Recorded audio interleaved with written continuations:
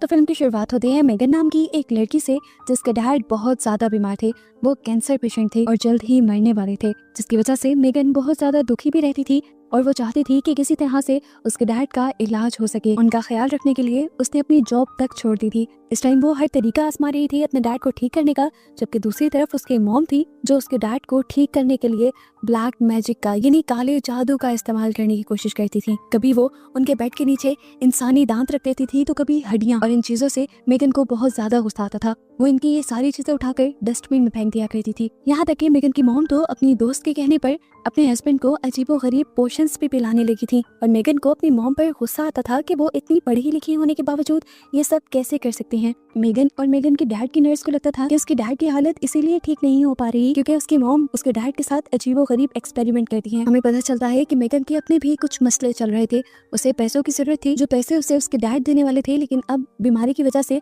सारे पैसे उसके मॉम के हाथ में चले गए थे और उसे समझ नहीं आ रही थी कि डैड के बीमार होते हुए वो अपनी मॉम से किस तरह पैसे मांगे। बहुत हिम्मत करके मेगन अपनी मॉम से पैसे मांग भी लेती है, लेकिन मेगन की मॉम साफ इनकार कर देती है, ये कहते हुए कि मेरे पास कोई पैसे नहीं है, जो पैसे हैं भी वो तुम्हारी डैड की मेडिसिन पे चले जाते हैं।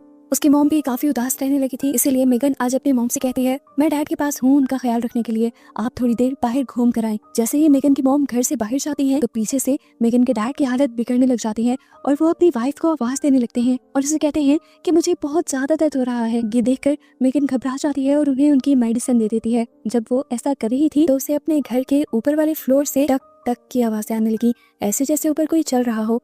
वो इसे अपना वहम समझती है और वॉशरूम में हाथ मुंह धोने के लिए जाती है, जहाँ उदासी में उसे अपने डैड के वीएन भी आते हैं, उस टाइम के जब वो छोटी हुआ करती थी और उसके डैड उसे अपने साथ खिलाया करते थे। मेगन जब वॉशरूम से बाहर निकलती है रोते हुए तो वो देखती है कि उसकी मॉम उसके डैड को दवाई दे रही थी और ये देखकर वो घबरा गई क्योंकि अभी तो वो अपने डैड को दवाई देकर अंदर गई थी। वो अपनी मॉम पर गुस्सा होने लगती है कि आप कम से कम मुझसे पूछ तो लेती उन्हें मेडिसिन देने से पहले, अब उनको ओवरडोज दे दी गई है। मेगन अब अपनी मॉम से कहती है और कोई रास्ता नहीं है, हम ऐसा करते हैं कि दोनों ही आज डैड के साथ स्टे करते हैं। ये तीनों एक ही बेड पर सो जाते हैं और सुबह जब मेगन की आंख खुलती है तो वो देखती है कि उसके डैड अब इस दुनिया में नहीं रहे थे। घबरा कर वो अपनी मॉम को उठाती है और खुद बहुत ज्यादा रोने लग जाती है। ये लोग मिलकर उसके मुंह और आंखें बंद करते हैं और मेगन अब इस हादसे से टूट सी जाती है, लेकिन वो नोटिस करती है कि उसकी मॉम को तो जैसे जरा बराबर फर्क नहीं पड़ा था। उसे सोच आती है कि क्या मॉम को डैड से प्यार ही नहीं था। यहाँ मेगन को अब टेंशन हो रही थी कि उसे अब अपने डैड का फ्यूनरल करना होगा और जब वो इस बारे में बात करने के लिए अपनी मॉम के पास जाती है तो वो नोटिस करती है कि उसकी मॉम उसे आता देखते ही यहाँ से ऊपर चली गई थी। वो चुपके से अपनी मॉम की बातें सुनती है तो उसकी मॉम किसी को बुलाने वाली थी। वो उसे बताती है कि मेरा हस्बैंड मर गया है और आप जल्दी आए। अब मेगन जल्दी से आकर अपनी मॉम से पूछती है आप किससे बात कर रही थी? एम्बुलेंस से। आपने उनके फ्यूनरल की कोई तैयारी की? लेकिन यहाँ उसकी मॉम उसकी बातों का जवाब देने की बजाय बड़े ही आराम से कॉफी बनाने लगती है और मेगन को गाने प्ले करने को कहती है, जिस पर मेगन का दिमाग घूम जाता है और वो कहती है मॉम आपको समझ भी आ रही है कि हमारे साथ हो क्या गया है? मेरे डैड आपके हस्बैंड इस दुनिया से चले गए हैं और अब हमें उनका फ्यूनरल करना है। इस पर उसकी मॉम भी चिल्ला कर कहती है चुप करो, ऐसा कुछ नहीं होगा, हमें बस तुम्हारे डैड की बॉडी को ठंडा रखना है, जिसके बाद वो आ जाएगा और तुम्हारे डैड दोबारा जिंदा हो जाएंगे। ये सुनकर मेगन का तो दिमाग ही घूम गया। उसकी मॉम अब क्या करना चाह रही थी? उसे अपनी मॉम पागल लग रही थी, लेकिन तब उसकी मॉम उसे कहते हैं कि मैं एक ऐसे आदमी को जानती हूँ जो मुर्दा आदमियों को दोबारा जिंदा कर देता है। मेगन उन्हें समझाने की कोशिश करती है कि ऐसा इम्पॉसिबल है। तब मेगन की मॉम से कहती है अगर तुम इस सब में मेरा साथ नहीं दे सकती तो खुदा के वास्ते तुम यहाँ से चली जाओ। अब मेगन भी बाहर जाकर रोने लग जाती है और तभी उसे अपने डैड का वीएन आता है। उसके डैड उसके साथ बैठे हुए थे, उसे ऐसा लग रहा था। उसके डैड इस मरतबा उसे कहते हैं कि तुम्हारी मॉम जो कर रही है ठीक कर रही हैं, तुम्हें उनका साथ देना चाहिए। अगर तुम उनको कोशिश नहीं करने दोगी तो तुम उनके लिए बुरी बन जाओगी। मेगन को इस टाइम ये बातें समझ आने लगी और उसने अंदर जाकर अपनी मॉम से कहा कि बताएं क्या करना है। वो इस सबके लिए इसलिए मानी थी क्योंकि उसके डैड ने उसे समझाया था, देखो जब मैं जिंदा नहीं होऊंगा तो तुम्हारी मॉम भी समझ जाएगी कि ये सारी चीजें फालतू की हैं और वो कभी दोबारा इनके ऊपर बिलीव नहीं करेंगी। यहाँ पर मेगन की मॉम भी काफी सेटिस्फाइड नजर आ रही थी कि अब मेगन उनका साथ दे रही थी। वो मेगन से कहती है कि हमें सबसे पहले मिलकर हॉल को खाली करना होगा, यहाँ पर एक सामान भी नहीं छोड़ना। हॉल को खाली करने के बाद ये लोग पूरे घर की विंडोज को अच्छे तरीके से ढक देते हैं ताकि इनके घर में रोशनी ना जाए। सारी खिड़कियां ढकने के बाद जब वो शीशे ढक रही थी तो उसे एक शीशे में साया दिखाई दिया। जैसे ही उसने पीछे मुड़कर देखा तो पीछे कोई भी नहीं था। उसने दोबारा शीशे में देखा तो अब वो साए कई ज्यादा हो गए थे। उसने लाइट ऑन की तो दोबारा वहाँ पर कोई भी नहीं था। डरते हुए उसने सारे शीशों के ऊपर भी कपड़ा डाल दिया जैसा उसकी मॉम ने उसे कहा था। इसके बाद मेगन की मॉम उसे खास किस्म का सूट देते हैं जिसे मेगन पहन लेती है, जिसके बाद ये लोग उसी आदमी का इंतजार करने लगते हैं। घंटों गुजर जाते हैं, जब वो नहीं आता तो मेगन अपनी मॉम पर गुस्सा होने लगती है कि मेरा ख्याल है वो सब लोग फेक हैं। ये सुनकर मेगन की मॉम को भी गुस्सा आ जाता है और वो उससे कहती है तुम यहाँ से दफा हो जाओ, तुम चाहते ही नहीं हो कि तुम्हारे डैड जिंदा हो, तुम मेरा साथ नहीं देना चाहती, तुम यहाँ रुके भी इसीलिए हो कि किसी तरह तुम मेरा काम रोक सको। अभी इन दोनों की बहस ही चल रही थी कि एकदम से वो आदमी घर के अंदर भी आ गया। वो कहाँ से आया था कहाँ से नहीं मेगन को नहीं पता चला। आते ही उसने मेगन को अजीब नजरों से देखा और फिर मेगन की मॉम से कहा कि तुम्हारे हस्बैंड का जितना भी सामान था जिससे उसे लगाव था उस सारे सामान को पहले जला दो। उस आदमी के कहने के मुताबिक बारबरा यानी मेगन की मॉम उन सारी चीजों को जलाने लग जाती है। हालांकि मेगन को अच्छा नहीं लग रहा था। इन्हीं सारी चीजों में मेगन और उसके डैड की एक पिक्चर भी थी। वो अपनी मॉम की मिन्नतें भी करती है कि प्लीज इस पिक्चर को ना जलाएं, लेकिन उसकी मॉम जला देती है और कहती है कि ये सिर्फ चीजें हैं, अगर तुम्हारे डैड जिंदा हो गए तो उनके सामने इन चीजों की क्या वैल्यू। सारी चीजें जलाने के बाद बारबरा और मेगन घर के अंदर चले जाते हैं और वो आदमी बारबरा से बैग मांगता है। उस बैग में क्या था मेगन को नहीं पता था। जल्दी से लाकर बारबरा वो बैग उस आदमी को दे देती है और मेगन देखती है कि उसमें बहुत सारे पैसे थे जिसे इस आदमी ने जला दिया और मेगन को गुस्सा आ गया कि इन पैसों की उसे जरूरत थी, लेकिन यहाँ पर उसकी मॉम ने इन पैसों को अपने इस ढोंग के लिए जला दिया। उसने बहुत मना भी करने की कोशिश की, लेकिन यहाँ पर कौन उनकी सुनने वाला था। ये उसके डैड की पूरी जिंदगी की जमा पूंजी थी जो उन्होंने एक ही मिनट में जलाकर उसकी राख से यहाँ पर एक सर्कल बना दिया। इस राख के सर्कल के नीचे उसने बहुत कुछ लिखा हुआ भी था और इस कमरे में इस आदमी ने बहुत सी कैंडल्स भी जला दी थी। अब मेगन को बहुत ज्यादा गुस्सा आ रहा था। वो अपनी मॉम का साथ देना नहीं चाहती थी, इसलिए रूम के बाहर आ गई और तब एक और मर्तबा उसे अपने डैड के विजन आए। उसके डैड ने उसे कहा कि तुम अपनी मॉम का साथ दो, उन्हें ऐसे ही अकेला मत छोड़ो, उनके लिए भी ये मुश्किल वक्त है।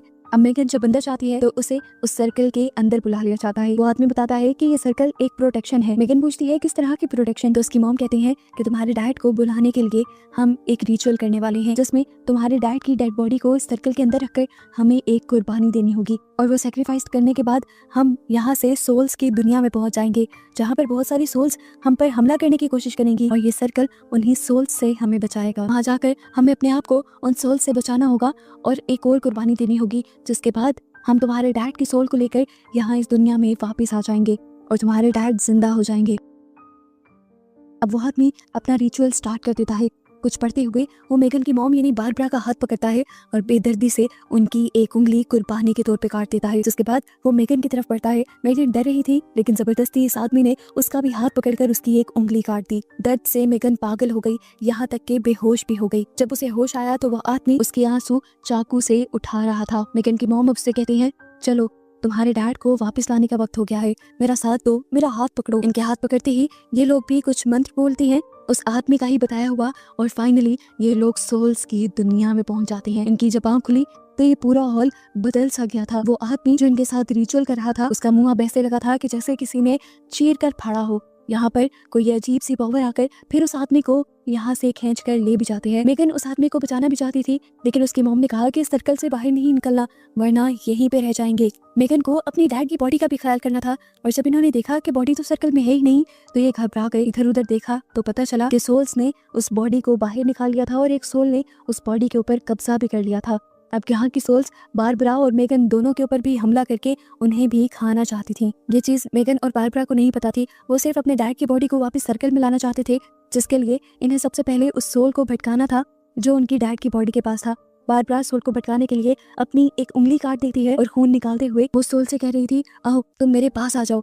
ये सोल उसके हस्बैंड की बॉडी के अंदर थी। वो उस बॉडी को सर्कल के अंदर लाना चाहती थी, लेकिन सोल इन सर्कल के अंदर नहीं आ सकती थी। अपने हस्बैंड को इस सर्कल के अंदर लाने के चक्कर में गलती से बारबरा का पाँव उस सर्कल से बाहर निकल जाता है और फौरन ही यहाँ की सोल्स उसे खींचकर बाहर निकाल देती है और इस तरह उसकी भी जान खतरे में पड़ जाती है। ये देखते हुए मेगन को भी बुरी तरह डर लगने लगा था। वो रोने लगी थी। वो अपने मॉम डैड को पुकारती है, मदद के लिए यहाँ किसी को पुकारती है, लेकिन यहाँ कोई नहीं आ रहा था। उसकी मॉम को इन सोल्स ने मार डाला था, जिनका खून अब उसके दायरे के इर्द गिर्द भी था। मेगन यहाँ लगातार रोती रहती है और उसे इर्द गिर्द बहुत सारे सोल्स की भयानक हंसी की आवाजें आती रहती हैं। रोते रोते मेगन को याद आता है कि उसकी मॉम ने कहा था कि उन्हें सोल्स की दुनिया में जाकर एक और कुर्बानी देनी है जिससे वो वापस इंसानी दुनिया में आ जाएंगी। ये याद आता ही वो पास पड़ा एक चाकू उठाकर अपनी एक और उंगली भी काट देती है। उसे बहुत ज्यादा दर्द भी होता है, लेकिन यहाँ पर वो वापस इंसानी दुनिया में नहीं जाती। उसकी ये कुर्बानी बेकार हो जाती है। उसे समझ नहीं आ रहा था कि उसके साथ क्या हो रहा है। इर्द गिर्द सारी सोल्स की हंसी उसे सुनाई दे रही थी। उसे डर लगने लगा था। तभी उसे याद आता है कि जिस फर्श पे वो बैठी हुई है वो लकड़ी का बना हुआ है। अब वो चाकू से इस फर्श को तोड़ने लग जाती है और नीचे देखती है तो फाइनली वहाँ से इंसानी दुनिया की रोशनी आ रही थी। तेजी से वो फर्श को तोड़कर उस दुनिया में चली जाती है। लेकिन क्या देखती है कि ये दुनिया इंसानी दुनिया तो थी, लेकिन उसकी यादों की दुनिया थी, जहाँ से उसका निकलना बहुत ज्यादा मुश्किल था। ये सब जानते हुए वो बेहोश हो जाती है और जब उसे होश आता है तो वो दोबारा उसी फ्लोर पे उसी दायरे के अंदर थी। उसके सामने अब उसकी मॉम बैठी हुई थी सर्कल के दूसरी तरफ, और वो भी अब एक डीमन बन चुकी थी, एक शैतान बन चुकी थी। ये देखते हुए मेगन टूट जाती है और अपनी मॉम से कहती है, आए आए मुझे खा लें। और ये कहते ही वो सर्कल से बाहर निकलकर अपनी मॉम की तरफ जाने लगती है और तभी एक जोरदार रोशनी उसकी आंखों में टकराती है और जब वो आंखें खोलती है तो देखती है कि वो अब अपनी असली दुनिया में आ चुकी थी। असल में तीसरी कुर्बानी उसे अपनी जान की ही देनी थी। यहाँ वो इस दुनिया में अकेली ही आ पाई थी और बस इसे ही दिखाते हुए ये कहानी यहाँ खत्म हो जाती है।